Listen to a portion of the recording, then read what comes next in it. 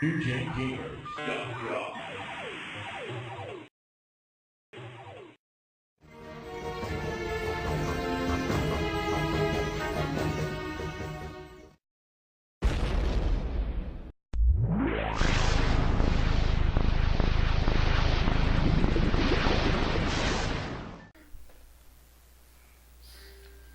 But what I really enjoy is the developer name is just Add Monsters. I like it. Yeah. I mean, it kind of has a movie feel to it. Yes. We're just going to add monsters, a little bit of water, and stir.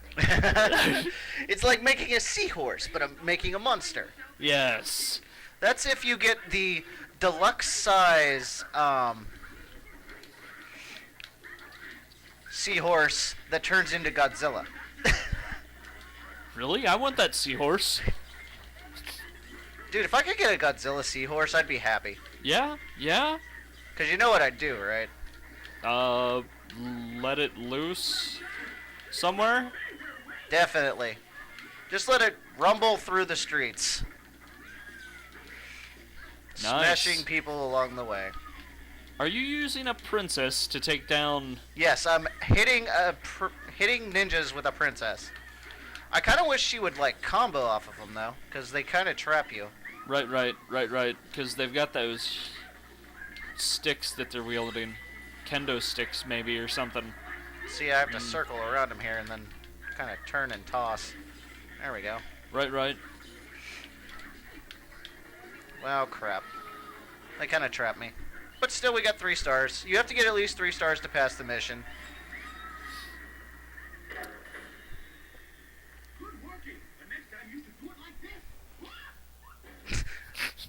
But, this is kind of a funny game.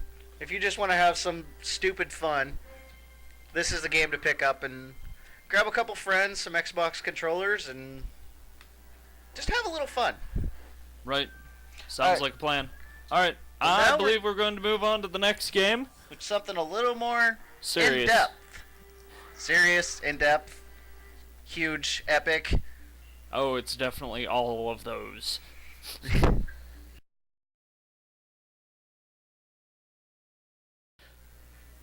Alright, everybody.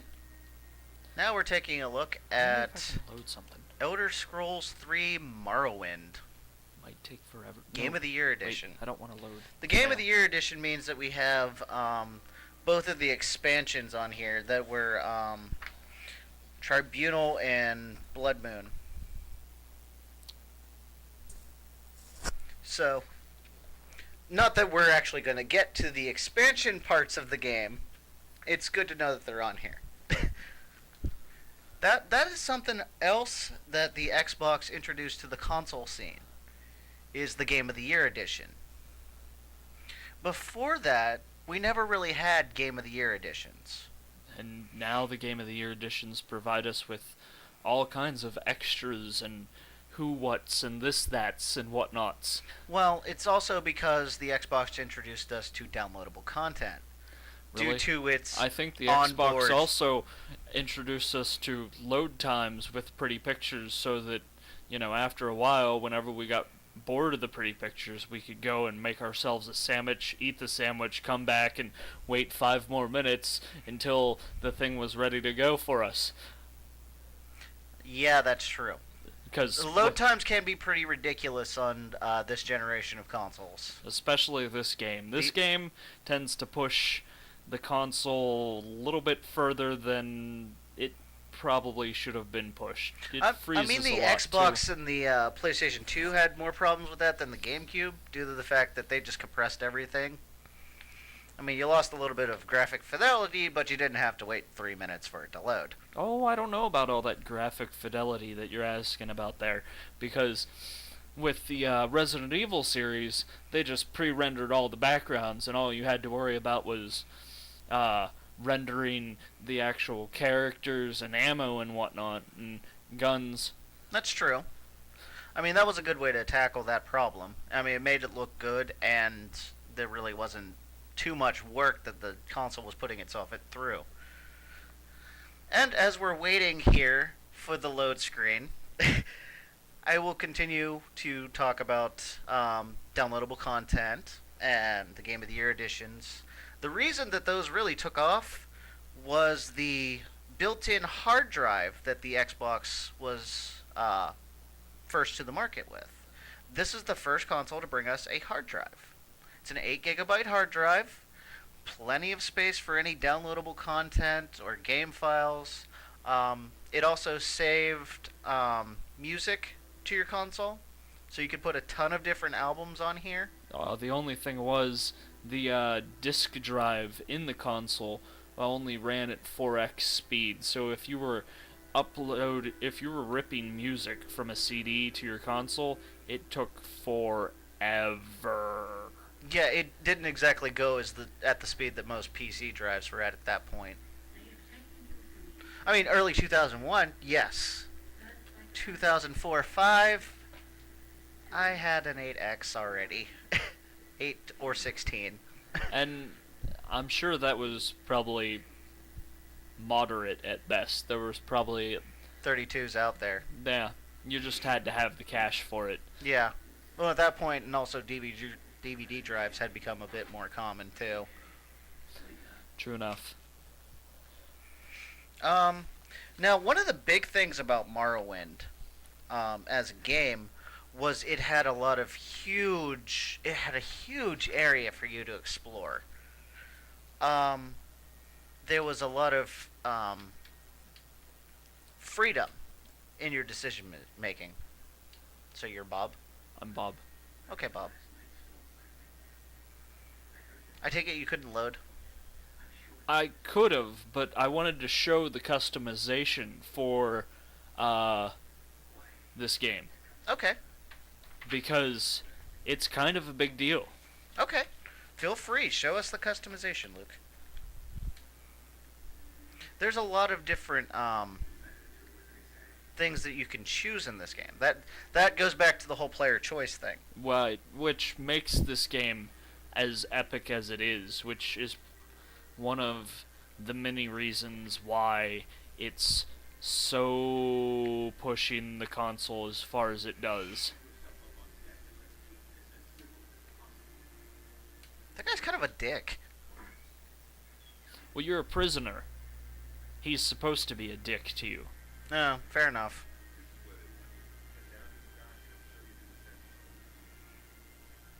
Not so much a prisoner, but like... You're an outsider, aren't you? Yeah, I am. And then you can choose your race. Oh, there's a lot of different options there. There are. I I kind of like the Nord. I think I'm going to go with the orc just because I want to be able to smash things. Okay, you're gonna go with the orc. But we'll show you here the Argonian. He's good at specific things, and he's able to breathe underwater, and he's resist to disease and immune to poison. That's because he looks like a fish guy. True enough. This guy, he's your average human person. He's good at alchemy, magic stuff. Kind of more like a priest. Yeah. We got the Dark Elf. They're good for quite a few things, actually. They're good for magic as well as actual battle.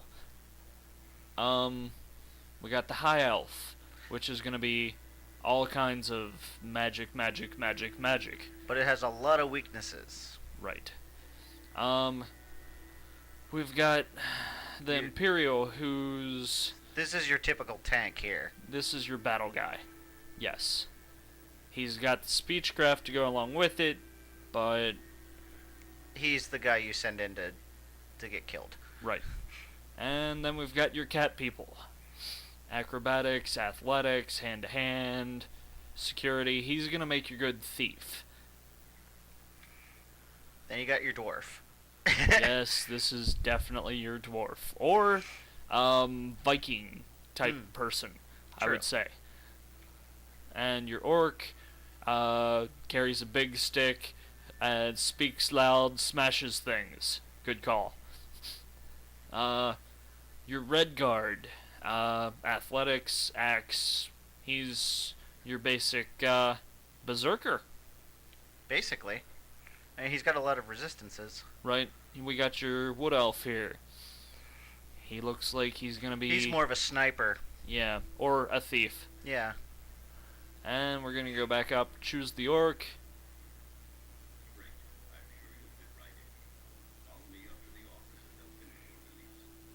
Alright. So now we're getting a little bit deeper into it. Let's go into some of the acclaim that the game received, because it is a Game of the Year edition, so it probably won a Game of the Year award or two. Right. It actually received about 4 million in sales and more than 60 awards across various publications. This is actually the third one, that's why it's the Elder Scrolls 3. The other two were PC-only releases. So this would be the first release in the Elder Scrolls series for consoles. And perfectly honest, this is probably the first console that could handle this kind of information coming all at once. Because the earlier consoles, you would have had to load from a memory card. The hard drive adds to the whole being able to access some information faster.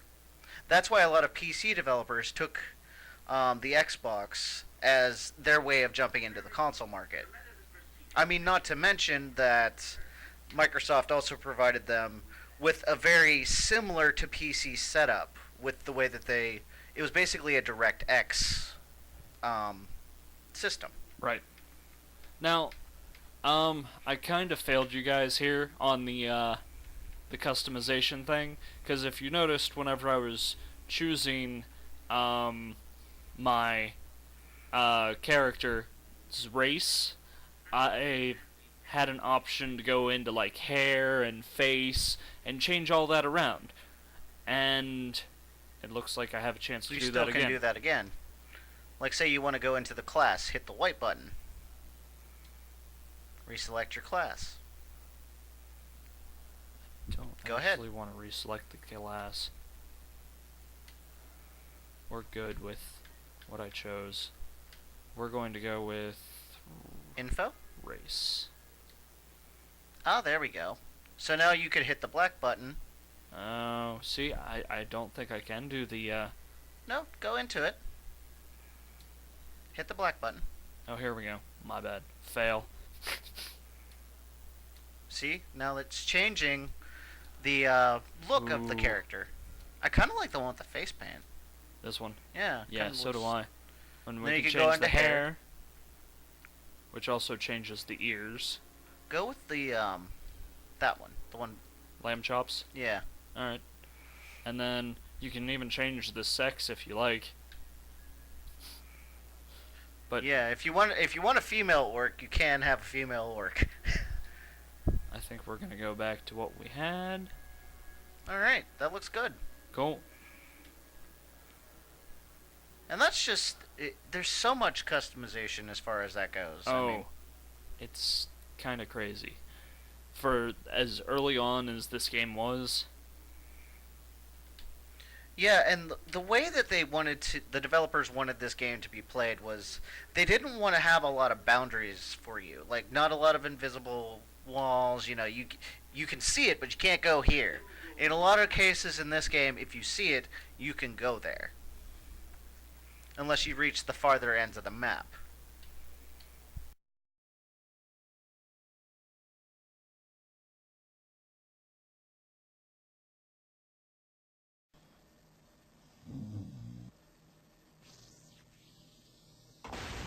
A great fury must come for the goodness of all. You will not comprehend it now, but the very existence of the age it spawns will justify all that went before.